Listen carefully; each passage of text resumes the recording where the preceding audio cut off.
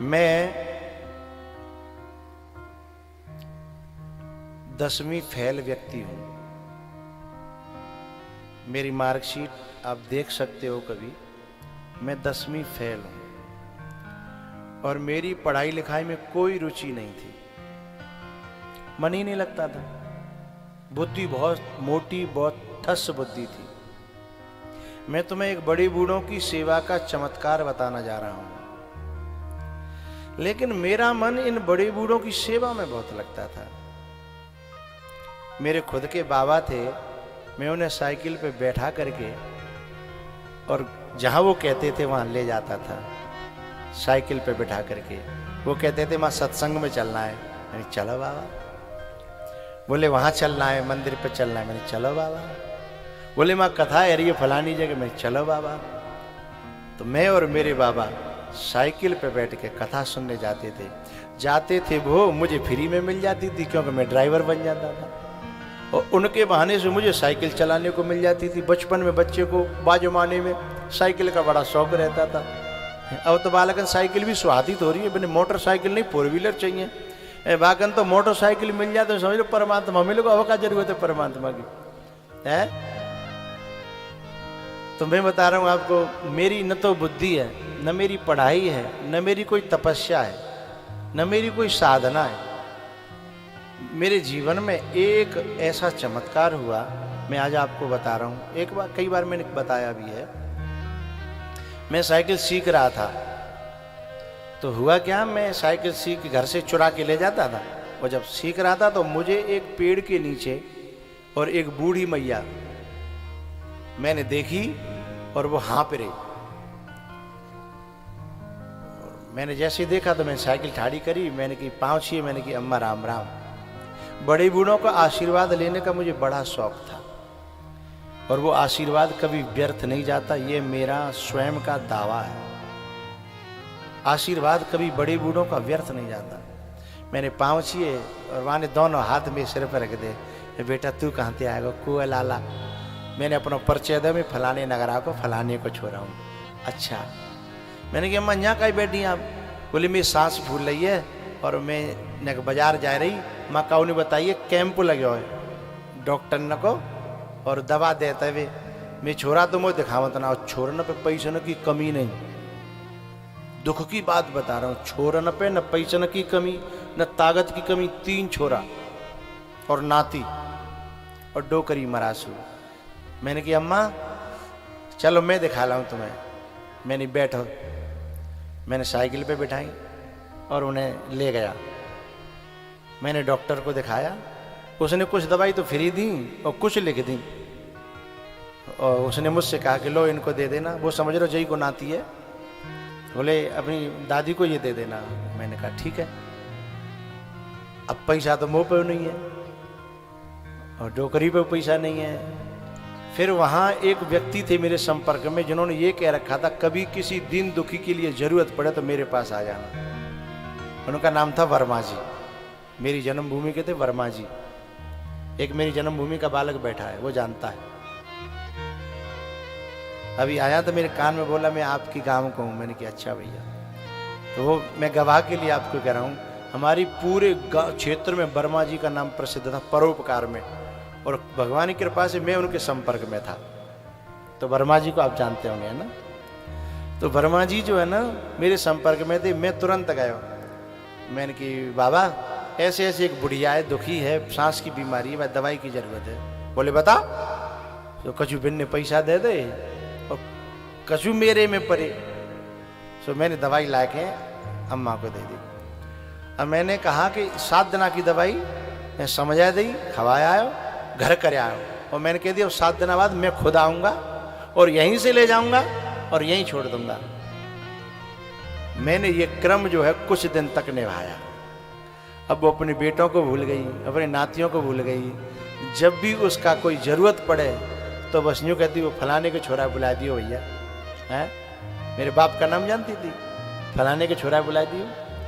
बस मैं ये सेवा करने लगा। इतना आनंद, इतना सुकून कि मुझे लगता है वो सुकून न किसी रसगुल्ले में था, न रबड़ी में था, न किसी पकवान में नहीं था, पर ये सुकून किसी किसी को अनुभव होता है। और मेरे को वो सिलसिला चला कुछ दिन।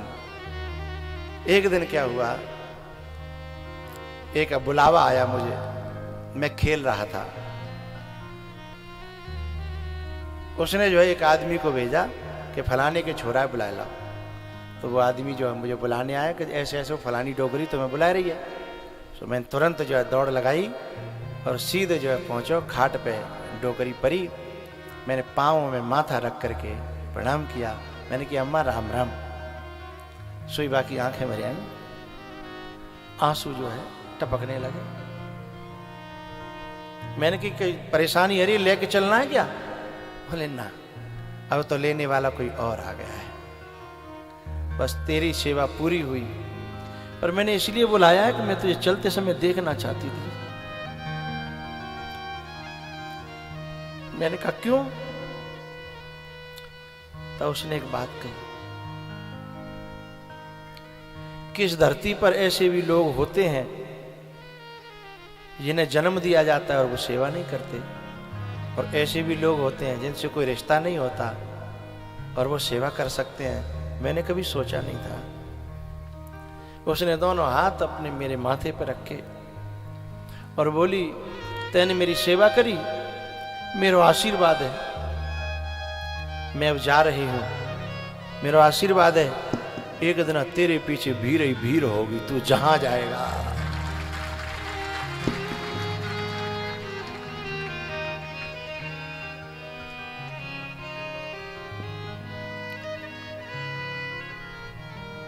और वो डोकरी लुढ़क गई।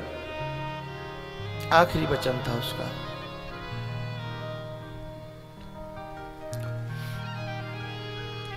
मैं तो सोच भी नहीं सकता, मैं तो फौज की भर्ती देखता था कि कौने का सिपाही भाई बन जाऊंगा तो जीवन कट जाएगा, पढ़ाई लिखाई बुद्धि नहीं चलती थी। लेकिन जब उसका आशीर्वाद मिला, ऐसे संयोग बने, ऐसे संयोग बने, और आप सब लोग जानते हैं कि उसका आशीर्वाद ऐसा संग रहता है कि मैंने मनोना के बेहड़ में कथा करी, जहां दूर दूर तक गांव नहीं, वहां भी भीड़ का पार नहीं था।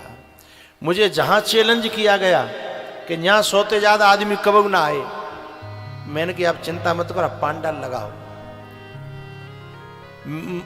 मुझे अपना कोई बल नहीं है, मैं जानता ही नहीं। तुम्हें मेरी वाणी इतनी प्यारी लगती है, और सच बताऊं मुझे संगीत की ABCD नहीं आती, मुझे सरगम बिल्कुल नहीं आती, मुझे ABCD नहीं आती। लेकिन किसी का आशीर्वाद जब संग रहता है ना, तो सारी विद्याएं फिर प्रकट होने लगती हैं, सारी दुनिया का प्यार मिलने लगता है। तो मेरा कहना है इन सब उन औलादों से कि दुनिया की बड़े बूढ़े ने की सेवा न कर सको तो कम से कम जिन्होंने तुम्हें जन्म दिया, जिन्होंने तुम्हें पाला, जिन्होंने तुम्हें पढ़ाया, जिन्होंने तुम्हें दूध पिलाया, कम से कम विनय को आशीर्वाद ले ले। और ये आशीर्वाद कभी बेकार नहीं जाता, ये मैं व्यासपीठ से आपसे कह रहा हूं, ये आशीर्वाद हमेशा काम आता है।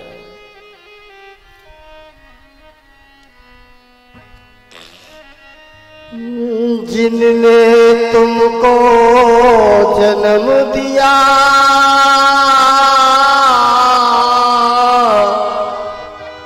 उस माँ को कैसे भूल गया। पाल पोस कर बड़ा किया, उस पिता को कैसे भूल गया। यदि माँ कछु समझावे तो काके तो छोरा, ए बाबरी है तू तो है अकल इतना पढ़ी लिखी इतना है, तू इतनो बड़ो कर दो, इतनी अकल काफी है। तू कौने बड़ो करो, तू कौने ठीक करो जब बीमार भयो, जब भूख लगी तो तेई दिल की बात पढ़ ली कि भूख लग रही है, तो कितनी पढ़ी लिखी है वो, लेकिन तेई बुद्धि मारी गई है ना, इसीलिए तोय नबा को प्रेम दिखाई दे, नबा की सेवा, नबा को त्याग है। अपनी दवाई खाए वो भूल जाती, पर तेई टाइम से टाइम देती थी है। अपनो बिस्तर सुखाए वो भूल जाती, लेकिन तेरे बिस्तर हमेशा सुखाए। खुद को नहाए वो भूल गई है, लेकिन तोय मालिश कर करके नवायो, मालिश कर करके तेल की, और अब तू कहतो है कि बुद्धि मारी गई है, अकल नहीं है, बावरी है गई है। अरे अकल के अंधे तो तू है गो है, तुझे उसकी सेवा दिखाई नहीं देती, अब तुझे अहंकार फटा पड़ रहा है। उंगली पकड़ कर चलना सिखाया, भूखे रह कर तुझको खिलाया,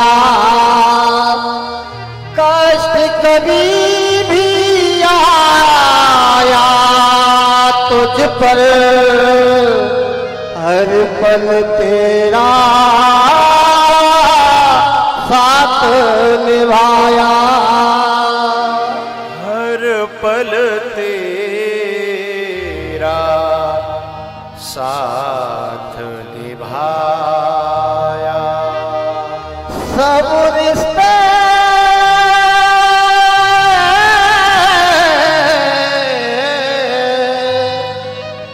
सब रिश्ते मिल जाएंगे जग में, ऐसे नहीं मिलेंगे मात पिता,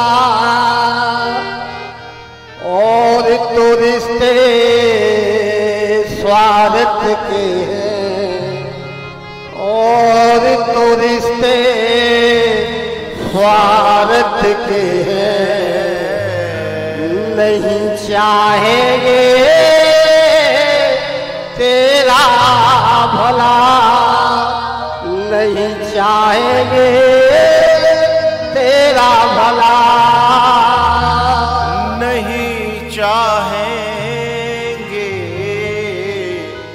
तेरा भला। ये माँ तो जिस मंदिर में जाती है अपने लिए कुछ नहीं मांगती, मेरा छोरा बढ़ जाए, मेरा छोरा बड़ो हो जाए, मेरा छोरा पढ़ जाए, मेरे छोरा की नौकरी लग जाए, मेरे छोरा को ब्याह हो जाए, ब्याह होगा तो बालक है जाए।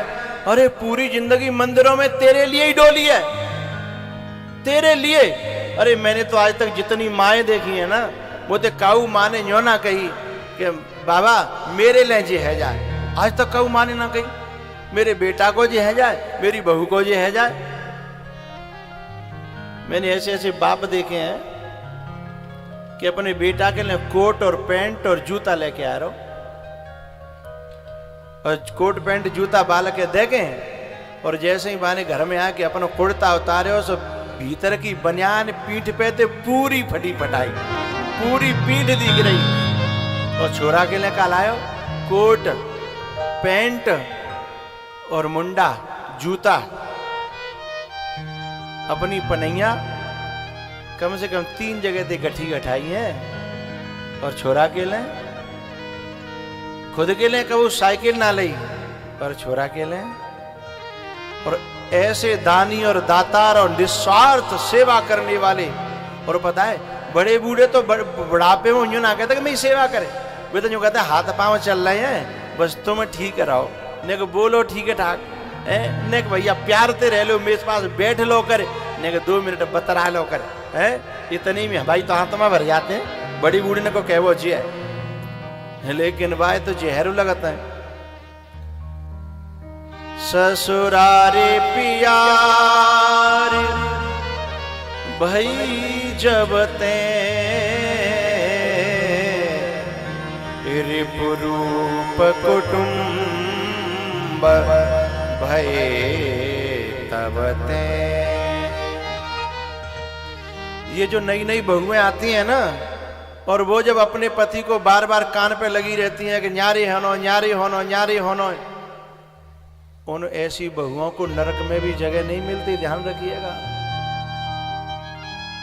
जो बहू अपने बेटा अपने पति को उनके माँ बाप से दूर करती है, माँ की कोख में पले हुए, माँ की गोद में बड़े हुए, माँ के दूध से परिपुष्ट हुए उस बालक को जब माँ से छीनेगी ना, तो काउदना तेरा भी बच्चा यमराज तेरी गोद से छीन करके ले जाएगा।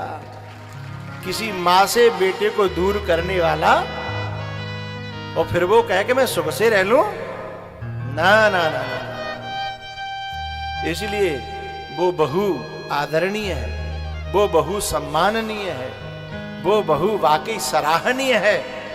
जो घर में आकर के कहे कि मैं तो माँ बाप की सेवा करूंगी, खेत का हुआ लेना हो तो ले लो, जमीन का हुआ लेनी हो तो ले लो, मकान का हुआ लेना हो तो ले लो, मेरे हिस्से में माँ दे दो और मेरे हिस्से में बाप दे दो। ऐसी बहुओं को मैं प्रणाम करता हूं, सराहना करता हूं। बहू नहीं है वे, देवियां हैं। बहू नहीं है, लक्ष्मी है। उनकी कोखों से ध्रुव और प्रहलाद पैदा होंगे, जिन्होंने कदर समझी है, मां को धन समझा, जिन्होंने बाप को ससुर को अपना धन समझा, और जिन्होंने केवल इनको कूड़ा करकट समझ करके खेत को ही धन समझा है, मकान को ही धन समझा है, उन्हें परमात्मा क्षमा करने वाला नहीं है। तो उन बहुओं से मैं प्रार्थना करना चाहता हूं, किसी से किसी का बेटा मत छीनना, किसी से किसी की मां को दूर मत करना।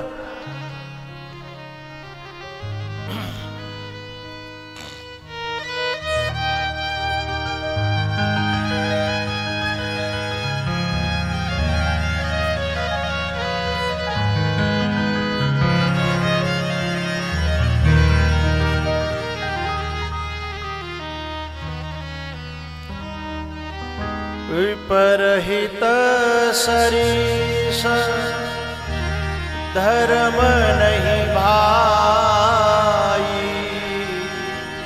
एक बात बताऊं भैया, मैंने समाज में कलेजों का कभी नाप लेने की कोशिश की थी। कलेजा, कितना बड़ा कलेजा किसका होता है। मैंने बहुतों के कलेजा नापे, भाई का नापा भाई से, पति का, पत्नी का, बच्चों का, लेकिन जब कलेजा मां के पे फीता रखा ना, तो फीता कम पड़ गया। कैसे नापा? एक औलाद देखी मैंने जो दिनों रात मां को दर्द दे रही थी, दुख दे रही थी, और मैंने एक वीडियो देखा था। क्या देखा कि बहू जो है वो सास को एक कमरे में बंद करके रख रही है, और उसमें सीसीटीवी कैमरा लगा, जाने क्या था, किसी ने वीडियो बनाई थी, और वो अपनी सास को आकर के दै दै दै बाल पकड़ के थप्पड़ मार जाती है। किसी पड़ोसी ने उस दृश्य को देख लिया और उसी ने वीडियो बना ली। उसने पुलिस में FIR कर दी, कंप्लेन कर दी, और पुलिस जब आई उसने वीडियो दिखाया और वीडियो वायरल हो गया पूरी दुनिया में। वीडियो दिखाया पुलिस को कि देखो ऐसे मारती है ये इसको। लेकिन जब पुलिस ने पूछा उस मां से, क्यों तुम्हारे साथ गलत बर्ताव हो रहा है? ना ना ना को कह रहे हो? नहीं ऐसा ना है, मेरे बहू बेटा बहुत अच्छे हैं, मेरी बहू तो रानी है रानी, मेरा बेटा तो राजा है राजा है। बाकी रिकॉर्डिंग थी मैंने देखी, मेरा फीता जो नापने का था मां के कलेजे का टूट गया।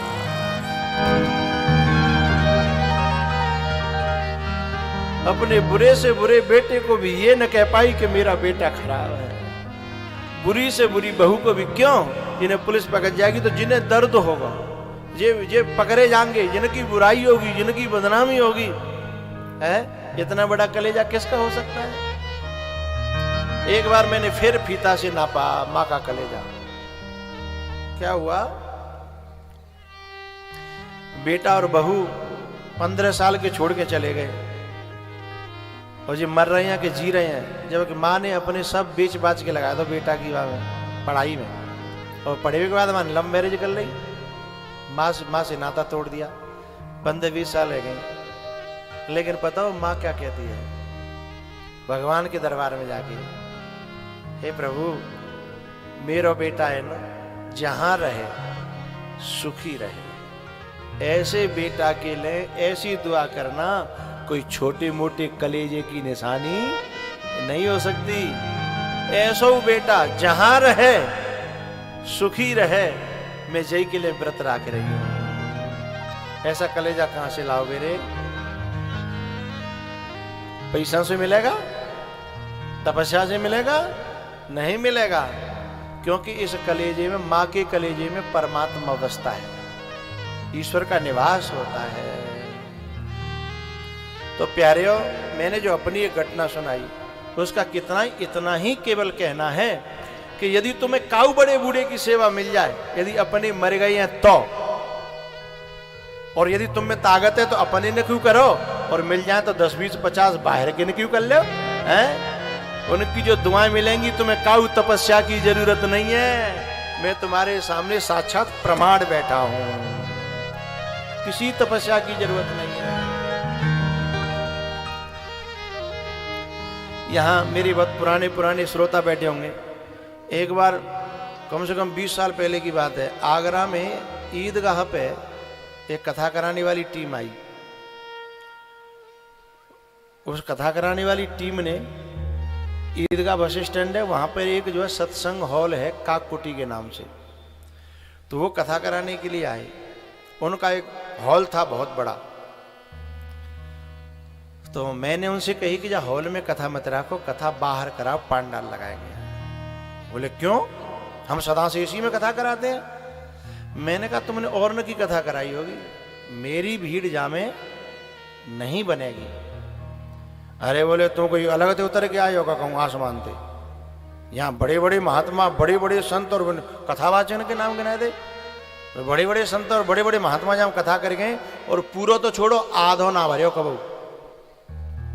मैंने कही ठीक है भैया।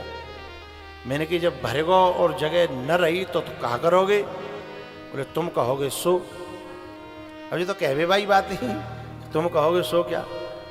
तो ये बच्चे गवाह हैं, ये मुकेश है, जब ये सब लोग ये नहीं थे तब ये था ये गवाह हैं इस बात की, पूछिएगा बाद में।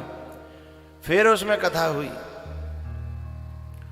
और इतनी भीड़ हुई, जबकि मैं शुरुआत कर रहा था, उस समय की बात है, मेरी शुरुआत थी 20 साल पहले, कि वो छकाछक भर गया, उसमें बैठने को जगह नहीं। उसके बाहर जनता बैठी, फिर बाहर LCD लगानी पड़ी, जब LCD चलती नहीं थी, लेकिन उस समय लगानी पड़ी। और उसके हॉल के बाहर और इधर उधर फिर माइक लगाने पड़े बाहर हैं। तब भी आके पावन मेरे महाराज जी क्षमा करना, हमको पता नहीं था। मैंने कि पता नहीं तो मान तो लेते कम से कम है, या तो भाई जाने या फिर कहू की माने, न तो तुम जानने और न कहू की मानने, यही तो बात गलत है। लेकिन इसमें मेरी कोई महानता न थी, मुझे मेरी उस बूढ़ी माँ के आशीर्वाद पर पूरा का पूरा भरोसा था।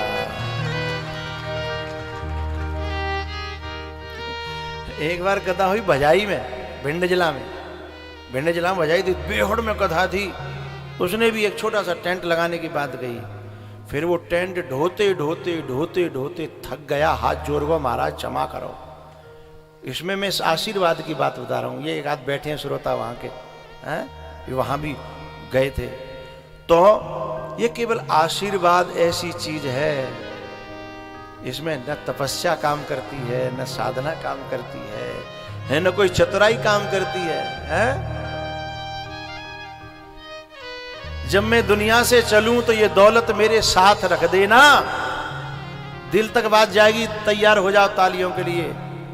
जब मैं दुनिया से चलूं तो ये दौलत मेरे साथ रख देना, पैसा वाली नहीं, सोना वाली नहीं, जमीन वाली नहीं। जब मैं दुनिया से चलूं तो ये दौलत मेरे साथ रख देना।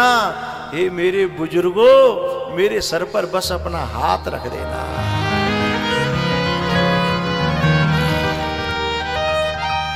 ये सांची दौलत है जो यहां भी काम आएगी और वहां भी काम आएगी। और मैं आपको क्या कहूं, और भैया बड़े बूढ़े और मेरे बच्चे हो, मैं बस इतना कहूंगा, पहले जमाने में चिट्ठी लिखता है, अब तो चिट्ठी बंद है कहीं, तो पूरी चिट्ठी लिख के पीछे ते नीचे ते यूं लिखता है, मेरे थोड़े लिखे को बहुत समझना है, इसलिए मेरे थोड़े कहे को बहुत समझना।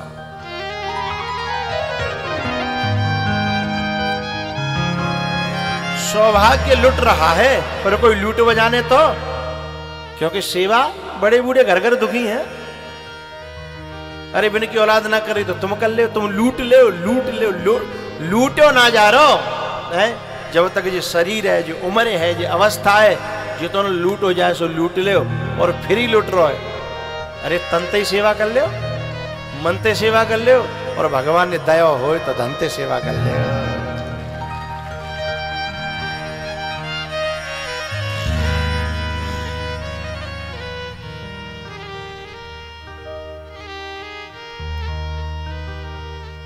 परहित शरीर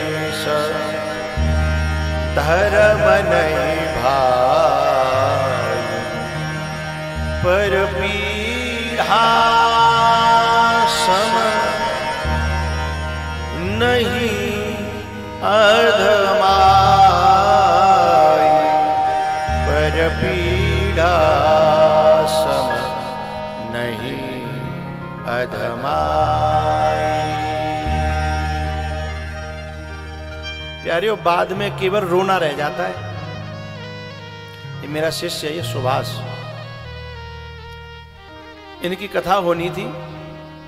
इसका बड़ा ख्वाब था कि मेरे पिताजी भी और मेरी माताजी भी दोनों परीक्षित बनेंगे। बड़ी मनौती थी। मैं ये कहना चाहता हूं कि जिसके जीवन में नहीं रहते हैं, जिसके जीवन में माँ बाप नहीं है, उनसे पूछो क्योंकि पानी जब तक रहता है ना तब तक पानी की कदर नहीं होती। जब मैं इससे मिला, जब पिताजी नहीं रहे, तो क्या पिताजी या माताजी? पिताजी है ना, माताजी, हाँ, माताजी नहीं रही तो बस रो करके एक ही बात बोला, मेरी आखिरी इच्छा थी कि पिताजी माताजी दोनों परीक्षित बनते हैं। प्यारे, अच्छे काम जल्दी से जल्दी जो कर लेगा ना, वो व्यक्ति कुछ कमा लेगा, क्योंकि समय का कोई भरोसा नहीं है, समय का पता नहीं है। अपने आंचल को आंसुओं से भिगोती ही चली जाती है, अपने आंचल को आंसुओं से भिगोती ही चली जाती है। जिंदगी यदि रोई तो फिर रोती ही चली जाती है। इसलिए अच्छे कामों में कभी देर मत करना प्यारे। शुभ कर्मों में, सत्कर्मों में, अच्छे कामों में कभी देर मत करना प्यारे। देर जब होती है तो होती ही चली जाती है। भैया, बात इस पे चली थी कि जीवन परमात्मा का दिया हुआ है और हमने झोंक दिया संसार के लिए, हमने दुनिया में झोंक दिया। यदि हम तेरा तुझको अर्पण कर देते ना तो मामला चकाचक हो जाता, लेकिन हमने तो साहब उसी के साथ गद्दारी कर डाली है। मौसम कौन कुटिल खल काम, जेहि तन दियो जेहि तन दियो ताहि बिसरायो, ऐसो नमक हराम।